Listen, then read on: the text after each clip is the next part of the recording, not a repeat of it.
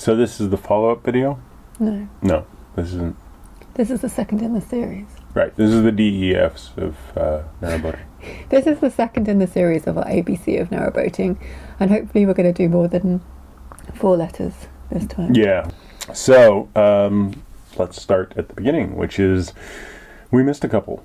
Lloyd told us about A for anchor and B for ballast. Very true. Both important. A for anchor. You have to carry an anchor whenever you're traveling on a river, especially tidal rivers. You're supposed to carry an anchor that has either chain or rope equal to, at minimum, I think it's 1.5 times the distance to the bottom, which you never know what that is. So you just have an anchor with a really long rope. And people sew more on anchors, don't they, if they can't get to... Yeah, you can totally do that. It's a little bit easier with 2. You put one down at the front, then you want to put one down at the back. There's also different kinds of anchors. There's mud anchors, there is rock anchors, there's all sorts of them out there, spade anchors and stuff. But if you're just on the canals, you don't need an anchor, is that right? You don't normally need or have any use for an anchor. They just sit in the back waiting for when you're traveling on a river. And B for ballast. So ballast is just heavy material you put in the boat to keep it Level. Trimmed. The idea is to stay as close to level as possible. The reality is you are always leaning a little to the left. We also missed C for compost, although technically we are going to include that in T for toilet. And then Martin pointed out a very important B that we missed. If you have a D for dog on your boat, then you definitely need a B for ball. Yes, which is very true. Okay, so we finished on D last time, so E is for engine. Our engine is actually a generator engine. Most of the engines that are in these things are marinized versions of tractor diesel engines, and some of them are car diesel engines. There are some people who have Volvo engines. There are some people who have Honda engines. We have a Yanmar, and the Yanmar is a Chinese, I believe, engine made for large-scale generators.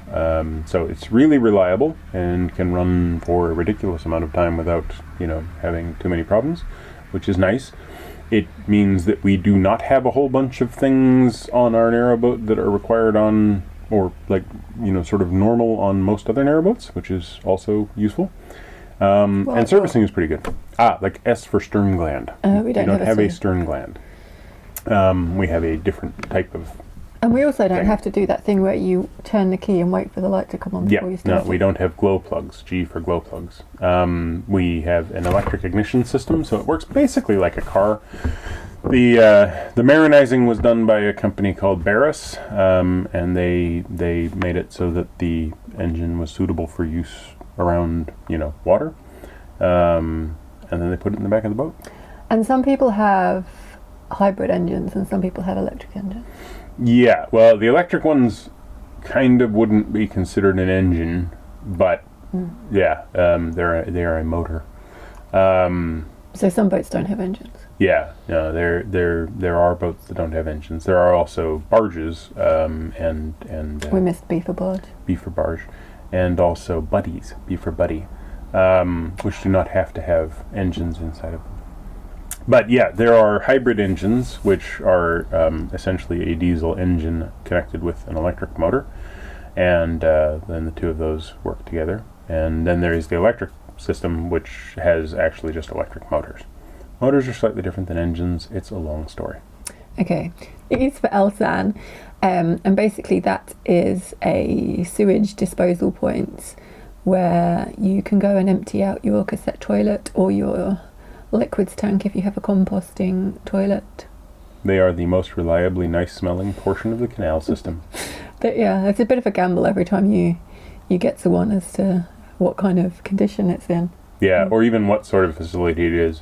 Some of them are basically just sort of pits, and others are like quite nice, sort of separated rooms and everything. None of which seem to have a light that doesn't turn itself off automatically far too early. E is for Eberspacher. Don't try and get me to spell this. An Eberspacher is basically it's a small diesel heater that is used to boil water, and It's not quite the same thing as like a household boiler. It's a little bit different. It feeds the calorifier, which is the hot water tank that is kind of a pressure vessel for hot water. But the Eberspacher is essentially the thing which drives our central heating. There are other brands like Webasto that are also popular. Ours is an Eberspacher. Traditionally, these were actually used to keep large trucks and cars from freezing in Scandinavia. But yeah, basically it heats our radiators and heats our hot water. Yeah. So F is for Fairlead. And they're basically a brass accessory that should be attached to your boat, not sitting inside your boat on your drawer. Very true. That you run your rope through, and it gives you a bit more control when you're holding your boat on a rope, because it goes through a pivot point on the boat. Yes. F is for Fender. Basically, these are just big, sort of anything you use to fend off or bump off another boat, or the shore, or, very large ducks. The fenders in narrowboating are traditionally made of rope. There are also bumpers, which are the fenders at the front and back of the boat. Oh, so because you bump into things. Yeah. Rather than fend things off. Yeah, they're basically all fenders. It's just that there's various types of rope fender, of which one type is the front and back bumper, which basically more or less behave exactly like, a car bumper. Mm-hmm. There's the button, which is the one at the rear, which is a large, kind of round button-shaped thing. And then there's the one at the front, which is, I don't know the name for these, but they're sort of a butterfly shape, and they kind of they kind of wrap around the front. Yeah.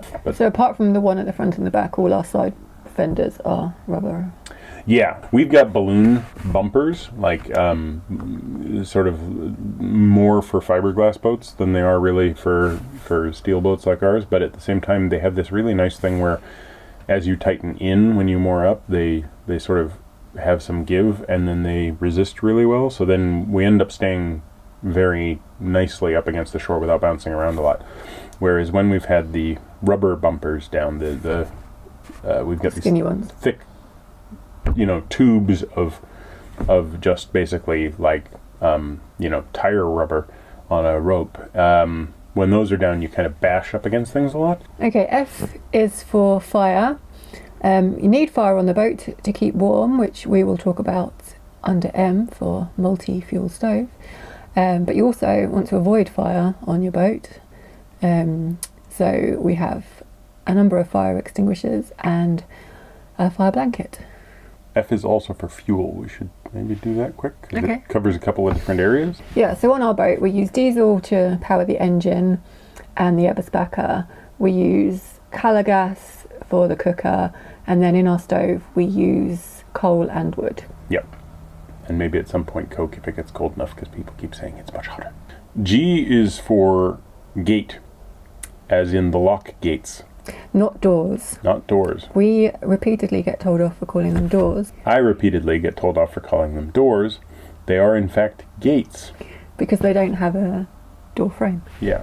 Basically they're a large, door. Extremely large door-like object for use of keeping back large quantities of water. They are in the locks. They are in the locks. There are gates at the top and the bottom of the lock. They come in a bunch of different shapes and styles. There are scissor gates and single gates and all sorts of ones. But basically, for the most part, their job is to stop the water from exiting or entering the lock prematurely.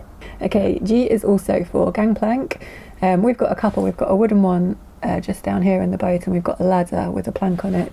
And it's basically for use when you moor up somewhere and the side of the canal is kind of too shallow for you to get the boats near the bank, so there's a big gap, so you put the gangplank out to get from the boat to the shore. Particularly useful on the Kenneth and Avon. Haven't even thought about using it since we got on the Oxford.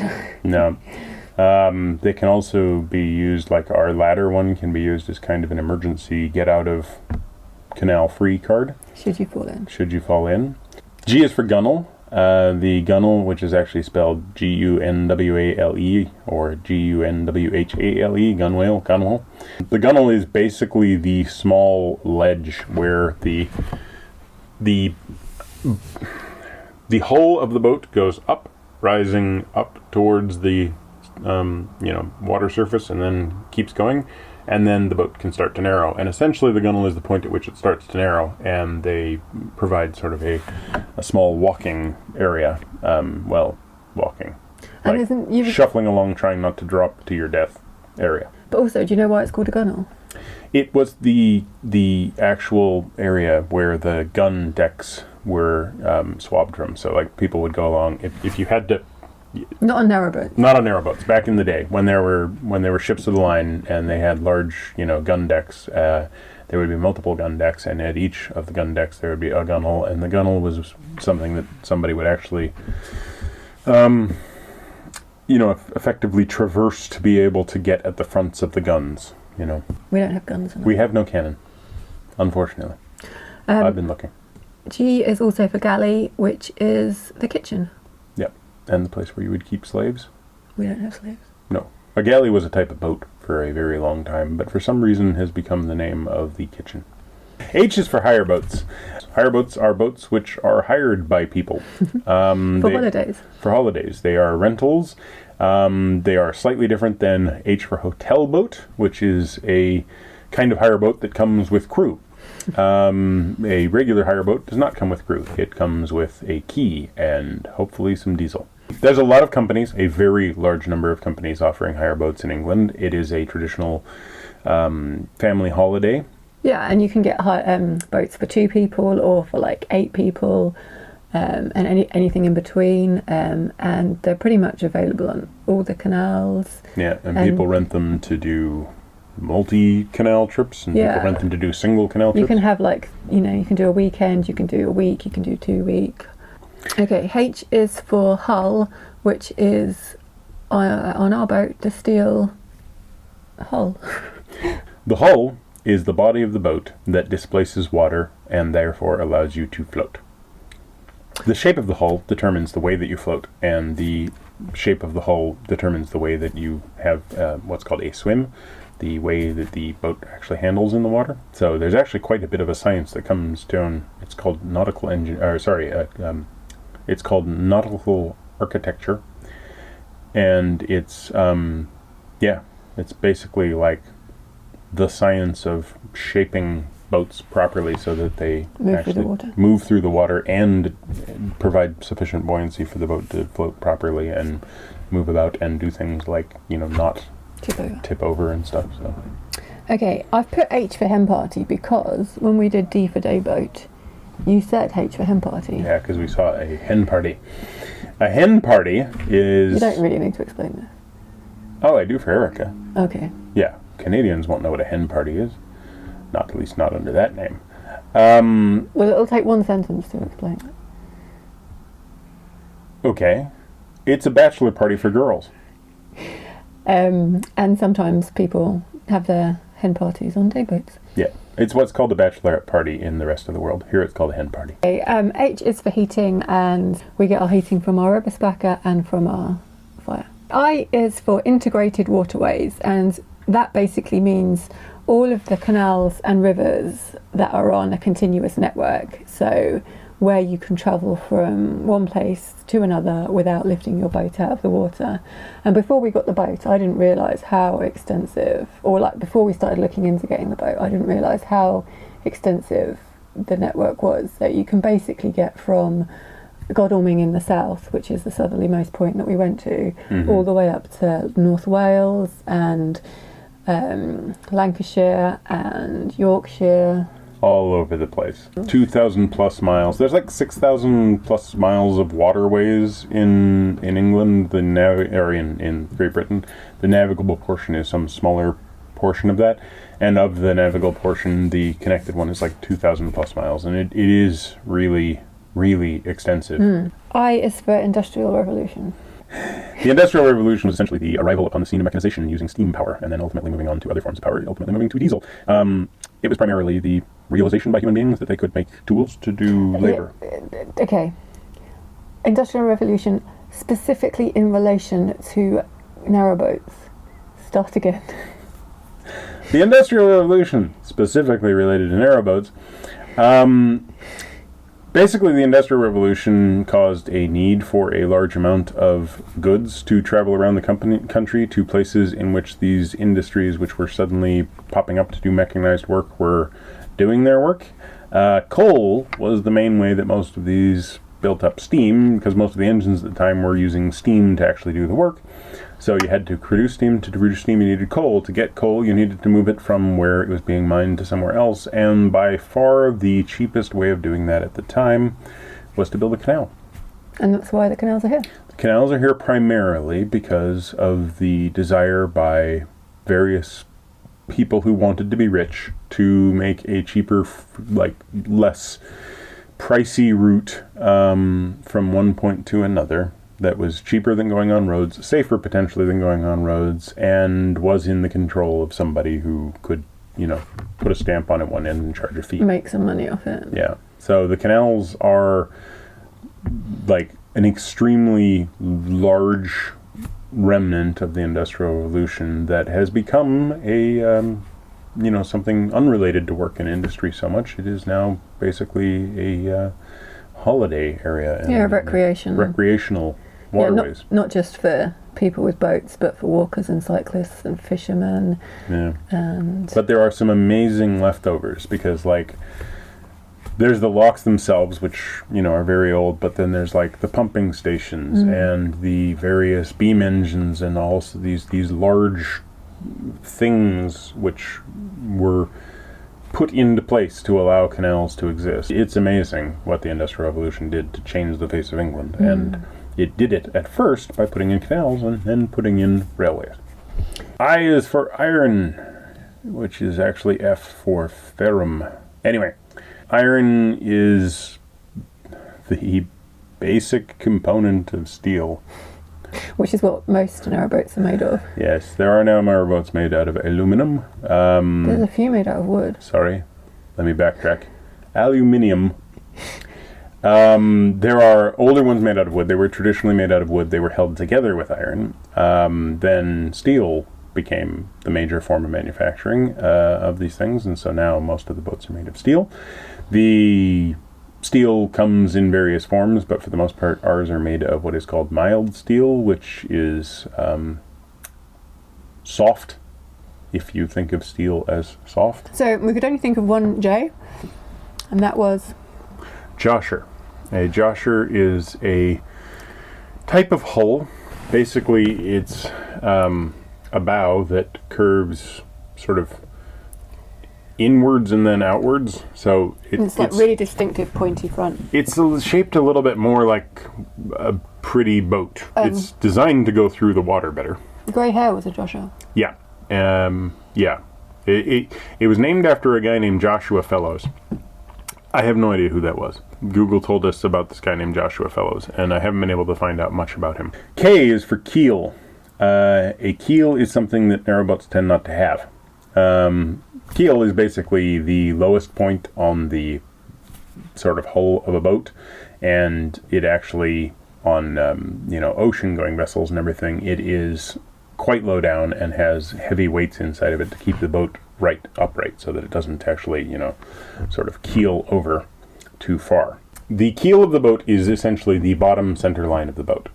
A keel in most boats will have a sort of a very pointed shape, and if you get onto a sailing boat, it will go even further down and it will have a little ball shape at the bottom, like a little tube, and that tube will be full of lead. But we've got a flat bottom, so what's happening? We have a flat bottom, so we don't really have a keel as such. We have, we could keel haul somebody, which is to drag them across the barnacles at the bottom of the boat. We do actually have barnacles on the bottom of our boat. A keel typically is not something you find on a flat bottom boat. Like springers, they have a V. Yes. So they have a keel. Yeah, they do. The bottom boats have keels. Okay. L is for lift bridge. So there's all sorts of bridges that you go under when you're on the canal, and one kind is a low bridge that has a counterbalance and it lifts up to let you pass either manually by pulling on a rope or chain, or you turn a key and it does it through hydraulics. Yeah. Or we did see that one where you turn a windlass and you crank it. You crank it, and when you crank the gearing, it lifts it also by hydraulics. That was actually pretty interesting. That was in Banbury, though. Yeah, that was the only one we've seen. L is for lock. The lock is fundamentally important to the idea of canal boating. A lock is basically what's called a caisson. It is a generally rectangular box that you can fill with water and control the water entry at either end. It's sort of an elevator for locks boats. are basically, in the basic terms, allow the canal and therefore your boat to travel up and down hills. Slopes, yes. Yeah, there's different kind of locks. So you've got the ones where you crank the gear to lift the paddle, either in the door or in the side. There's lever ones. We haven't actually seen any of those yet. And then there's guillotine locks. We haven't seen any of those. Yeah, those are generally mechanized, and the door just comes up and down. The gate, just comes up and down. I mean, basically, a lock is a means of which you raise and lower water, and there are many, many ways of doing them. To enable a boat to travel up and down a slope. And sometimes you find what are called stop locks, and stop locks are kind of interesting because they don't really, they do involve a slope as such, but they're a lock that was there to mark essentially the boundary between two companies. So one company would own one canal and one company would own the other canal, and they wanted to stop people from stealing water, essentially. They didn't want their water to be used without pay by the other canal company. So they would create a lock that was maybe only a couple of inches tall, and that couple of inches would allow their water to stay on their waterway, and so if somebody was going between them, they had to pay an additional fee to open the stop lock. L is also for life jacket, a very important thing that we should wear more often. Yeah, and will do when we are in more precarious situations. We tend to wear it in tunnels, in locks, on the river. Yeah, and anytime there's like a deeper lock or anything, I like to put one on and stuff. They're very nice, and they're much more comfortable than the sort of thing that you would wear, if you got onto like a boat in most places where you end up with this great big orange vest type thing. You hardly know you're wearing it. Yeah, it's really just sort of a harness that fits on you, and they're designed to kind of explosively inflate if you end up in the water. So they're not uncomfortable, and we should wear them more often. Okay, L is also for layout. So obviously every boat is got a different interior. The traditional layout, which is what we've got, is where you've got the saloon at the front and the general living space in the middle, and then the bedroom at the back. We actually wanted a reverse layout, which is where you've got the bedroom right at the front and the kitchen and the living space at the back. Although I don't know why we wanted that. I'm not really sure. I think there's kind of a sense that they're more modern, and there are some conveniences. Like, the nice thing about the reverse layout is when you are cruising the boat, whoever's standing at the back can basically order coffee directly. You don't drink coffee? No, I don't. Some of the layouts can be quite strange. Like, we saw one boat where you walk down the stairs to find the toilet directly beside you when you walk down the bed, and then there was the bed sitting across from the toilet. So with no door. No door. That's weird. That was strange. We didn't buy that boat. No, it was a nice boat, but weird layout. But then I guess the traditional layout of a boat is where you've got the boatman's cabin, which we talked about in the last video, where you've got all the living space in the back, 10 foot. Yeah, and then you've got an engine room, and then you've got a storage area, or for your transport locker or cargo locker or animal hold or whatever it is you've got. But you can basically do whatever you want. Pretty much. Yeah, it's personal preference. Okay, L is also for leaks. Leaks. Leaks are whenever water gets into places it wasn't expected or desired. We've had a number of leaks. We've had leaks over the front door, we've had leaks over the rear door, we've had leaks through the window, we've had leaks through the ceiling. We are in the process of plugging all our leaks. Yes, we will be in the process of plugging these leaks until we sell the boat. There are some leaks which are... Oh, we had leaks through the mushroom cap. We had leaks through the mushroom cap. No, but there is one type of leak that you really want to avoid. That's one in the hull. Yeah. We don't have any leaks down there. Touch wood. Not that we know of. So I think we'll leave it there. for this one. That was, what, G? E. E through L. We made it. We did more than last time. We made it through L. So I hope this was useful again, Erica, and at some point we'll finish the alphabet. Let us know if we've missed anything out. No doubt we have missed some out. We've missed a few. So, let us know about the ones that we've missed, and we'll get back to you later with a follow-up at some point. And an apology. Yeah. Well, yes. Something like an apology.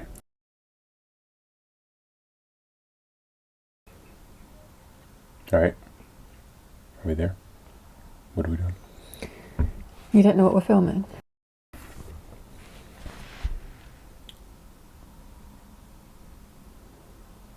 So this is the...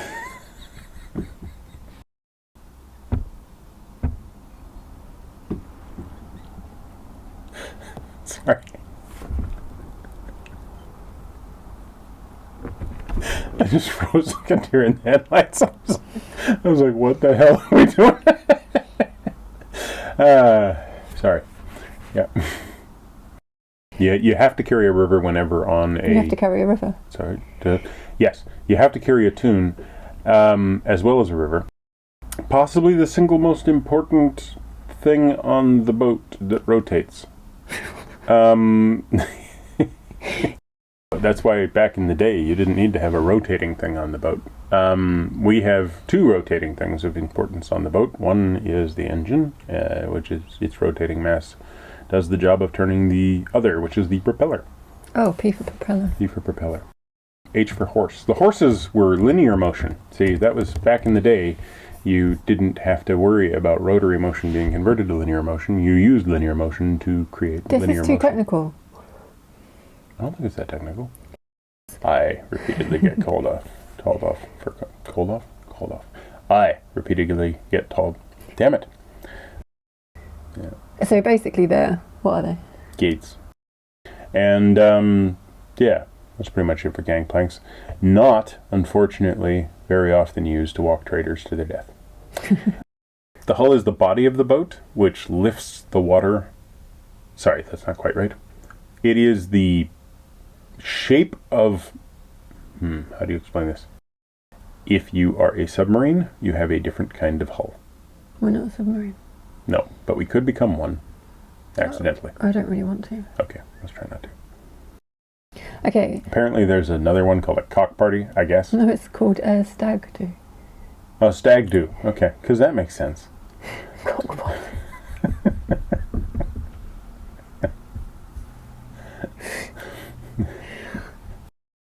Why are sheep disgusting? Ew. The one that I find most interesting is the Lancaster up there. That looks like... It's just off Leeds in Liverpool. It's so close to everything else. But it's not connected. But it's not connected. But that's the one that goes to Glasgow. Glasgow. I don't think it does go to Glasgow. What's that say there? Oh, Glasgow. And that's not Glasgow. Oh. It goes to Glasson. We got that one way wrong. Yeah. Like Glasgow's like way up here. Oh, okay. Aye, the Industrial Revolution. As for Ireland as well? No, just be sensible. Okay. The Industrial Revolution was the revolution in... Of industry. Okay. J is for Joshua, which is a specific type of hull. bow. Yeah. Do we need to Google this? I think we need to Google this. We haven't got any Wi-Fi. Damn it. We'll come back to Joshua. The reason why it's rather hard to find out is because Google and most of the other search engines and everything, when you try and look for something called a Joshua hull, it spends most of its time telling you about a football player in the States. All right, let's go. Are we gonna jacket. J is for jacket. You need one on the boat. A life jacket. Life jacket. We didn't do L for life jacket. L is for life jacket. Yeah, we should have talked about life jacket. We'll do it now. We also sometimes have some leaks that are used for soup, but we don't seem to have any at the moment. But I made you soup yesterday. Right, that's enough on leaks. It's a different kind of leak. Hell. Michael's been to Hell. I have been to Hell. It's in Norway. It's a small town near Trondheim. But, you know, I always like the fact that the train station said, God's Expedition. What? Yeah, it means good journey. But right as you come into Hell, the first thing you see is a sign that says, God's Expedition. So, finished? Yeah, no, probably not. I can keep going for hours. We'll make it to Ellen back. Or something.